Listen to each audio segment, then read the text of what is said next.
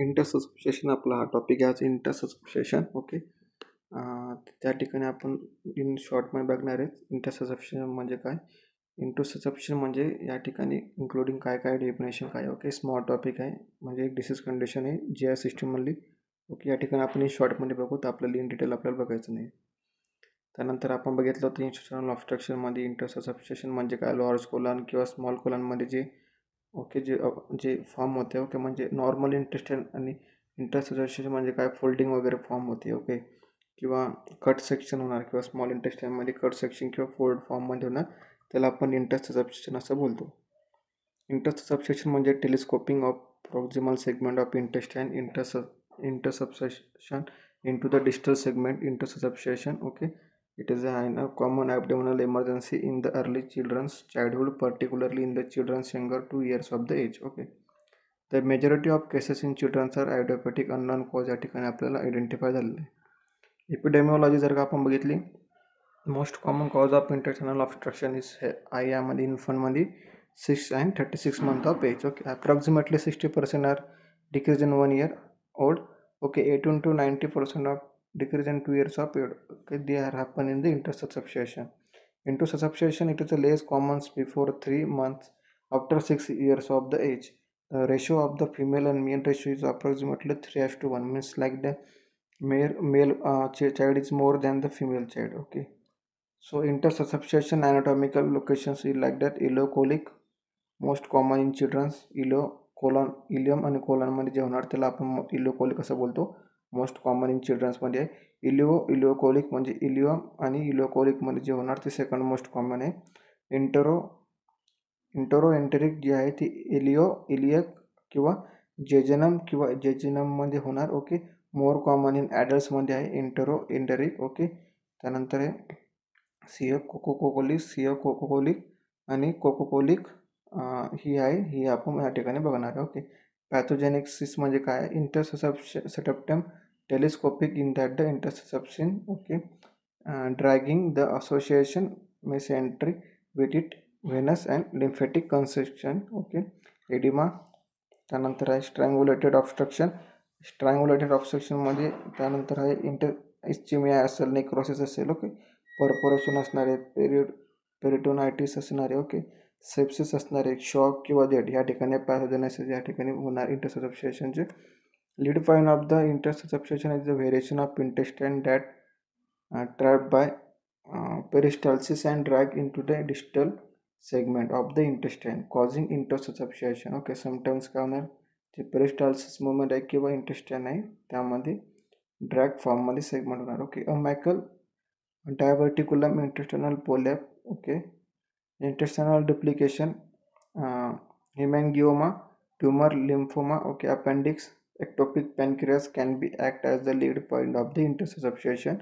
25% of cases have pathological lead point. Okay, etiology means like that. Etiology आपली approximately 75% cases are idiopathic, becomes no clear disease trigger or pathological leads point. Okay, it is unknown cause is there for the 75 cases in idiopathic.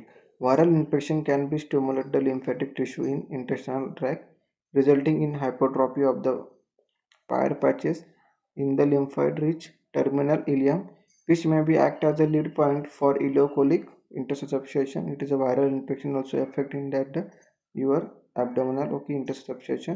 Post-operative care will be post-operative surgery. It intersubstitution throughout the cause of uncoordinated to the peristaltic. Okay, activity and the traction of the suture of the device, or such as the gastrointestinal feeding tube is also provided. Okay, so sometimes post operative care जर का असेल किंवा post of patient असेल त्या ठिकाणी incoordination होणार त्याचं पोस्टिटल ॲक्टिव्हिटी किंवा ट्रॅक्शन ऑफ सुचरमध्ये. ओके, तर त्यावेळेला आपण त्याला फिडिंग ट्यूब ही प्रिस्क्राईब करतो. क्लिनिकल मॅनिफेस्टेशन जर का आपण बघितलं intussusception, the patient with intussusception typically develop the sudden onset of intermittent severe crampy progressive and abdominal pain असणार त्याला. Okay, accompanied by the inconsolable crying. Okay, driving असणारे up the legs toward the abdomen. Okay, between symptoms child will be playing and doing normal activity, vomiting. Later that continuous abdominal pain असणार त्याला. Stool may be contains gross or oculate blood, be a mixture of blood and mucus is clogging mucosa giving to the appearance of the current jelly like structure. Okay, लेथरचे असणार आहेत, palpable ॲब्डोमिनल mass असणार आहेत. Okay, या ठिकाणी ज्या वेळेला तो स्टूल पास करणार तो जेली लाईक स्टूल पास करणार. हे सगळं सिम्पल म्हणजे जेली लाईक स्टूल पास करणार इंटरसब्स्टिट्यूशनमध्ये. हा सगळ्यात इम्पॉर्टंट पॉईंट आहे. ओके, त्याचं जे मास आहे ॲब्डोमिनल मास तो पाल्पेबल केल्यानंतर कसा दिसणार, सॉफ्ट पाल्पेबल मास आपल्याला त्या ठिकाणी दिसणार. ओके, फिजिकल आपण जर का बघितलं तर त्यामध्ये आहे सॉसेज शेप ॲब्डोमिनल असणार, त्याचा मास सॉ शेपमध्ये. ओके, ॲब्डोमिनल डिस्टेन्शन त्या ठिकाणी त्याला दिसून येणार. ओके, क्लासिक ट्रायडनुसार जर का आपण बघितलं तर decrease 15% of cases intermittent colicky abdominal pain असणार. Okay, RLQ sausage shape abdominal mass असणार त्याचं. ओके, त्यानंतर करंट जेली स्टूल पास होणार तो 50% of patient time of presentation. Okay, 50% patient जे आहे त्यांच्यामध्ये जेली लाईक स्टूल पास होणार. Okay, occasionally the intussusception presenting sign is lethargy or alter consciousness alone without any pain, rectal bleeding, or sometimes suggest the intra-abdominal process is often confused with the sepsis. Sometimes त्याला त्यामध्ये त्याला rectal bleeding सुद्धा होऊ शकते. Okay, किंवा sometimes त्याला intra ॲब्डोमिनल मध्ये सुद्धा पेन होऊ शकते किंवा सिम्पटम्स त्या ठिकाणी आपल्याला दिसून येऊ शकतात सेप्सिसचे. आता डायग्नोस्टिक इव्हॅल्युएशन आपण या ठिकाणी चेक करणार आहे. अल्ट्रासोनोग्राफीमध्ये आपण चेक करणार आहे की जी मेथड आहे. ओके, त्या मेथडमध्ये आपला टार्गेटेड साईन काय आपलं. ओके, 85% जे ॲक्युरसी ह्या ठिकाणी आपल्याला विजिबल दिसते इंटरसब्स्टिट्यूशनची. ह्या तुम्ही इमेजमध्ये बघू शकता. ओके, किंवा विजिबल असू शकते CT स्कॅन किंवा फोर कॉन्ट्रॅक्ट्समध्ये. ओके, त्यानंतर ॲब्डोमिनल प्लेन फिल्म आपण जर का बघितली त्या ठिकाणी बघा इंटेस्टिनल आपलं इंटरसब्स्टिट्यूशन आपल्याला त्या ठिकाणी साइन ऑफ दिसणार आहेत. Low sensitivity and specificity. Sign of intestinal obstruction आपल्याला त्या ठिकाणी दिसणार आहे आणि न्यूमो पेरिटोनियम आपल्याला त्या ठिकाणी दिसणार आहे.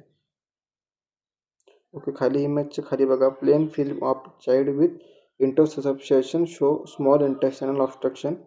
Notable are the dilated small bowel and absence of colonic gas. Okay, या ठिकाणी आपल्याला दिसून येतं. त्यानंतर आहे कॉन्ट्रॅक्ट एक्सरे. आपल्याला या ठिकाणी आपण बघितला तर typical presentation of proceed directly to contract study of enema. Advantage of the being diagnostic barium will be outline and concave meniscus and the therapeutic. Okay, जे बेरियम एनिमा आहे ते आपण प्रोव्हाइड केल्यानंतर जो एक्सरे आपण विजिबलाइज करणार त्या ठिकाणी आपल्याला या टाईपची डायग्राम प्रेझेंटेशन दिसणार आहे. ओके, ट्रीटमेंट आपण काय देणार इंटरसब्स्टिट्यूशनमध्ये stabilise and resuscitate the intravenous fluid of the patient. Hydration आपण त्या ठिकाणी म्हणजे हायड्रेट ठेवणार बॉडी. इलेक्ट्रोलाइट इम्बॅलन्स असेल ते प्रॉपरली इलेक्ट्रोलाइट बॅलन्स आपल्याला प्रोव्हाइड करणार. आपण ॲसिड बेस बॅलन्स आपण त्या ठिकाणी चेकआउट करू शकतो किंवा बनवू शकतो म्हणजे त्यांना देऊ शकतो properly. NBM not by mouth and the stomach should be decompress with the nasogastric tube. Okay, आपल्याला त्याला एनजी ट्यूब नॅसोगॅस्ट्रिक ट्यूब त्या ठिकाणी आपल्याला त्याला ॲडमिनिस्टर किंवा त्या ठिकाणी आपल्याला त्याला इन्सर्ट करायचे. ओके, अँटीबायोटिक आपल्याला कोणते द्यायचे for the infection of fever असेल. ओके, पेरिटोनायटिस असेल किंवा ॲम्पिसिलिन आपण 50 mg देऊ शकतो पर kg. ओके, IM किंवा IV. त्यानंतर आहे गेंटामायसिन आपण देऊ शकतो 5 mg पर kg IM किंवा IV once in day. Okay, metronidazole देऊ शकतो आपण 7.5 mg per kg for thrice in days. Okay, duration of uncomplicated reduction of air enema 24 to 48 hours आपण देऊ शकतो. त्यानंतर perforated bowel with resection 1 week of post of operative. ही treatment झाली आपली मेडिकल ट्रीटमेंट. आता नॉन ऑपरेटिव्ह ट्रीटमेंट आपण कोणते देऊ शकतो. स्टेबल करणे आपल्याला पेशंटला with the no evidence of bowel perforation should be treated with the non operative reduction only. Okay, non operative reduction using hydrostatic or pneumatic pressure of by enema. आपल्याला hydrostatic जे पण एनिमा आहे okay त्या ठिकाणी आपल्याला non operative treatment त्या ठिकाणी provide करायची. Risk for perforation advice in pneumatic technique आपल्याला त्या ठिकाणी द्यायची. सर्जिकल ट्रीटमेंट आपण काय प्रोव्हाइड करणार. Patient will be evidence of समजा इंटरसब्स्टिट्यूशन असेल. ओके, तर मग आपल्याला त्या ठिकाणी आपल्याला अनसक्सेसफुल त्या ठिकाणी सर्जरी आपल्याला बघायला भेटणार. ओके, मग manual reduction of operation in attempt to manual reduction in case of perforation, necrosis, pathological lead bowel resection and primary anastomosis are perform आपण त्या ठिकाणी करू शकतो. ओके, असेल आपली surgery. Risk for recurrence is approximately 1% after the manual reduction and virtually extended. Okay, exchange after the surgical resection. Okay, त्या ठिकाणी ज्यावेळेला सर्जिकल रिसेक्शन आपल्याला त्या ठिकाणी झालं 1% ऑफ चान्सेस आहे की manual detection of the intussusception. Complications काय काय होऊ शकतात इंटरसेप्शनचे? आपल्याला rarely occurrence with the diagnosis is prompt, necrosis किंवा बाउल परफोरेशन होणार, त्यानंतर पेरिटोनायटिस होणार, सेप्सिस त्या ठिकाणी फॉर्म होणार. ओके, हायपोवोलेमिया होऊ शकतो, सर्क्युलेटरी शॉकसुद्धा होऊ शकतो फॉर द इम्बॅलन्स, इलेक्ट्रोलाइट इम्बॅलन्ससुद्धा होऊ शकतात, perforation during non operative reduction होऊ शकतं, वुंड इन्फेक्शनसुद्धा त्या ठिकाणी होऊ शकतं आफ्टर द सर्जरी, ॲडिशन कॉसियम बाउल होऊ शकतो त्या ठिकाणी, त्यानंतर बाउल ऑब्स्ट्रक्शन होऊ शकतं, जे occurrence 10% after successful non operative reduction त्या ठिकाणी होऊ शकतं. विथ अर्ली डायग्नोसिस जर का आपण केलं अप्रॉक्सिमेटली अप्रोप्रिएट आपल्याला किती करणार आहे, fluid resuscitation and the therapy will be monitor rate and intussusception in childrens is decrease in 1%. If late untreated, this condition is uniformity fetal in the 2 to 5 years of 2 to 5 days. Okay, आता या ठिकाणी आपण बघितलं की ज्यावेळेला 1% of समजा children's इंटरसेप्शनची rate असेल की मॉर्टॅलिटी रेट, तर त्या ठिकाणी आपल्याला काय करायचं आहे, जी condition is form by the 2 to 5 days होऊ शकते किंवा आपण त्याला ट्रीटेबल कंडिशनमध्ये बनवू शकतो. की तर आजचा आपला टॉपिक होता इंटरसेप्शन. ओके, सिंपल आहे, तुम्हाला सिलेबसमध्ये दिलेला नाही, पण मी जस्ट इन्फॉर्मेशनसाठी तुम्हाला प्रोव्हाइड केलेला आहे. ओके, किंवा आपण बघितलं की डिफेक्ट, ओके, जी आय सिस्टममध्ये कोणते कोणते डिफेक्ट होतात, इंटरसेप्शन, पायलरी स्टेनोसिस असेल, ओके, हर्निया असेल, ओके, किंवा सम टाईममध्ये आपलं अनरेक्टर मालफॉर्मेशन असेल, ओके, या टाईपमध्ये, किंवा त्यामध्ये नंतर अजून त्यामध्ये इसोफेजियल ट्रॅकोफेजियल इसोफेजियल असेल, ओके, TF फिस्टुला असेल, ओके, या टाईपचे डिफेक्टेड आहे जे या सिस्टममध्ये इम्पॉर्टंट आहे. तुम्हाला हा काही एक्झामला किंवा सिलेबसला हा क्वेश्चन नाही आहे, म्हणून मी तुम्हाला जस्ट इन्फॉर्मेशनसाठी हा दिलेला आहे. Okay, thank you.